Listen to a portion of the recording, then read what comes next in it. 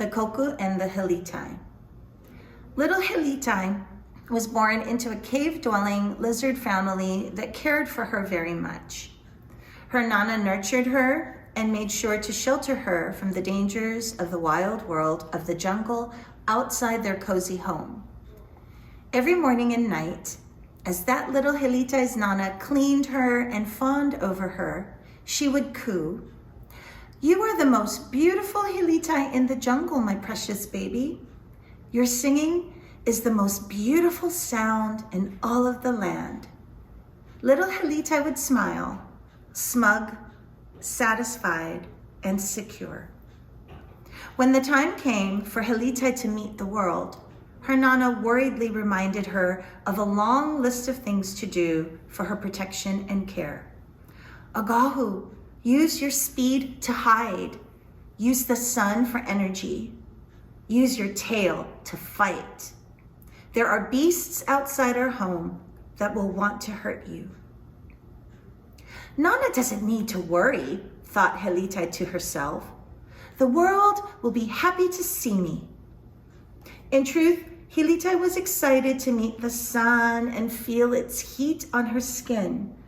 She was eager to climb the highest trees and scamper over their limbs and to inhale deeply the living scent of fresh leaves and grass. So she scuttled out of her cave home down the jungle path, and when she was too far to see the entrance to her home, she stopped and looked around her. Hilitai sang from deep in her heart a greeting to the sun and to the outside world. She slowed her scuttling to a leisurely and casual stroll, continuing to journey away from home. As she ventured deeper into the jungle, she sang to the things she found, to Iflores Gausali, to the leaves of Itronkun Lemai and Itronkun Nizuk, and to the blue of the sky, oblivious to everything except what she was able to see in front of her. Hearing the singing, a tiny chichirica immediately flew to find the source, wondering who would have the nerve to disturb a perfectly peaceful morning. Chichirica hovered over Hilitai high enough to be taken for a little fluttering cloud. The bird flapped her wings furiously, trying to stay suspended above the lizard.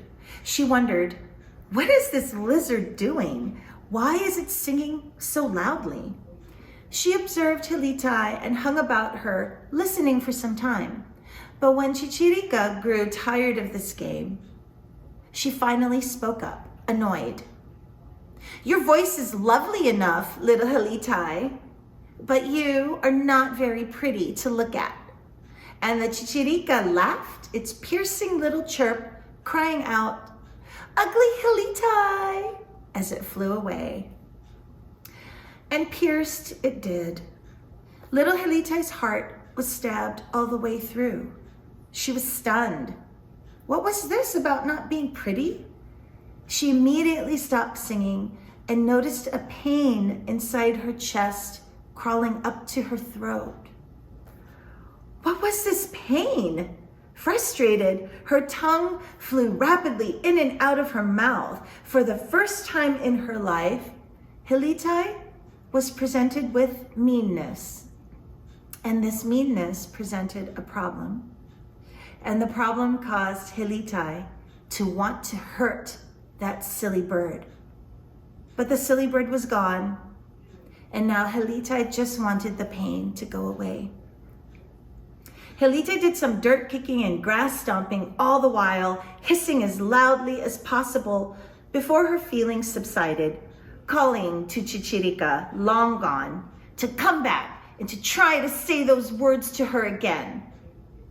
After her anger subsided, Hilitai was left with another feeling she didn't recognize. She lay motionless on the ground, exhausted from her outburst, absorbing heat from the sun, her legs and body unwilling to move, her heart heavy.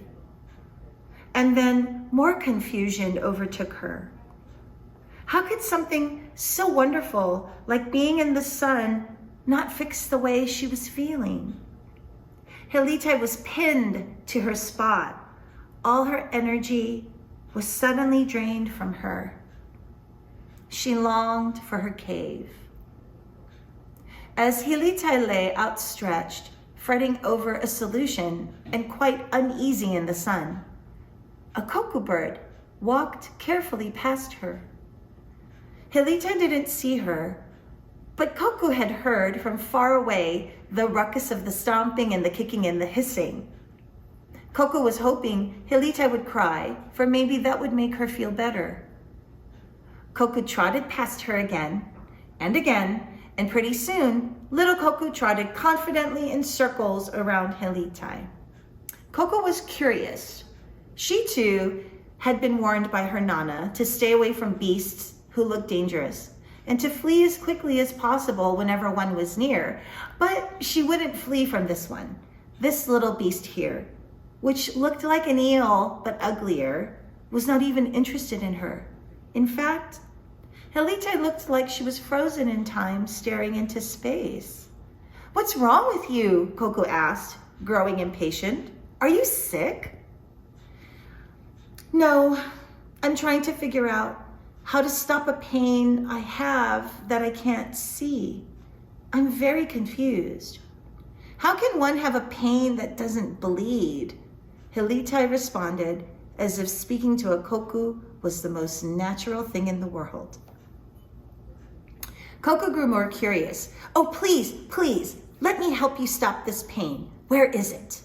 Ignoring the question, Hilitai needed another opinion, and so asked her new companion if she was pretty, then added, "Oh, but you can't answer that. You aren't very pretty yourself."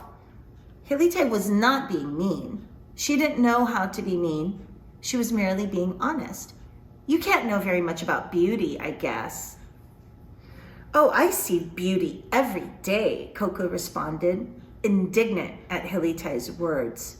She had been away from home a lot longer than her new friend. "Are you or are you not in pain? And what is this talk about pretty? I'm so confused." At this point, any sensible Nana would usher their child away from this situation and remind her to leave people to their business. But Koku was kind and brave, in addition to being dreadfully curious. So she ignored the voice of her own mother in her head and kept prying. Hilitai heard the distress in Koku's voice and craned her long head to look more closely at this new friend who wasn't mean, someone who was offering help. So she took a risk. "Well, a flying creature smaller than you told me I was ugly, and immediately after that, I felt pain." Koku looked at Hilitai carefully. You see, Koku understood the desire to be beautiful. Although she had beautiful feathers, she was brown as the dirt, and thus her beauty was muted as she traversed the jungle floor. Koku also noticed that Hilitai was brown as the cave she dwelled in. But not only that, Hilitai possessed a very disturbing, at least to Koku, long tongue that spurted suddenly out of her mouth as she talked. Yes, Koku thought, Hilitai is not very pretty.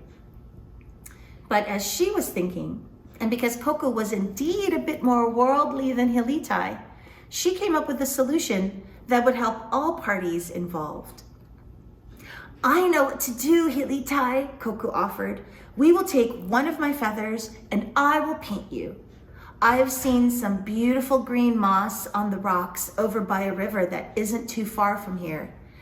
I have seen that green, and let me tell you, if the sun could choose a color to be, the sun would choose this green. And then after we paint you, you can paint me the color of the red achoti seed. I will gather all the materials, so all you really have to do is wait for me to return." Hilitai only had to hear the word sun and was convinced that yes, she wanted to be this green, and yes, she would do whatever she had to do to become beautiful. Koku worked hard to gather the materials. She went to the riverbank and used her talons to collect all the moss from the rocks. The moss, with their different hues of green, would provide Koku with a gorgeous palette from yellowish greens to the darkest verdant hues in the jungle. She knew that Hilitai was so low to the ground that she should blend in with the world around her. For her very own feathers, Koku thought of the sky and of all the things she couldn't ever reach, like the sun and the friendliness of the clouds above her. Koku wanted to shine.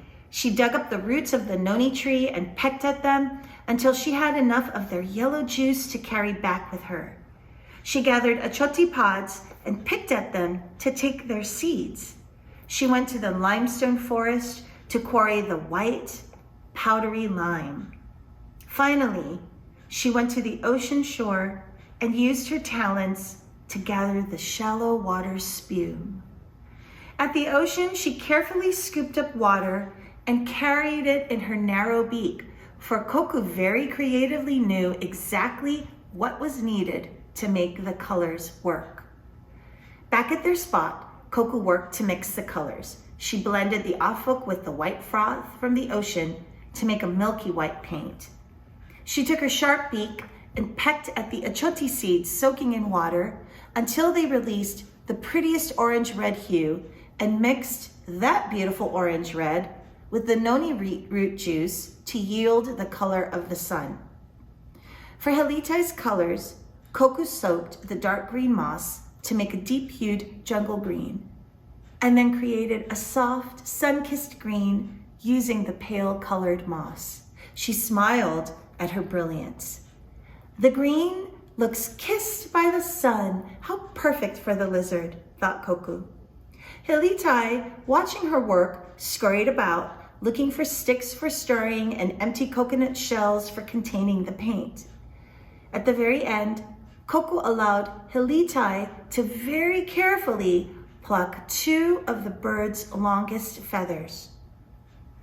The 2 friends looked at all the colors on the ground, and they grew nervous. Okay, I'll paint you first, because I have a plan for your colors already, and honestly, I'm tired of you moping about in your sadness, Koku teased. In truth, Koku was too nervous to let Hilitai paint her, and Hilitai was too nervous to start painting first. Koku said, "Plus, you're the one who is suffering so." In truth, all the activity with her new friend had improved Hilitai's mood incredibly. The birds spent the rest of the afternoon painting every nook and cranny of Hilitai, first with a beautiful dark shade of moss green, and then with the lighter, almost pale yellow moss she found near the deep green moss. The yellow-green shade Koku carefully painted as delicate dots along the back and tail of Hilitai. Koku was very careful to place these dots evenly across her friend's back. When the painstaking task was over, Koku stopped, stepped back, and admired her work. Hilitai was impatient. "How do I look?" she asked. "What did you do?"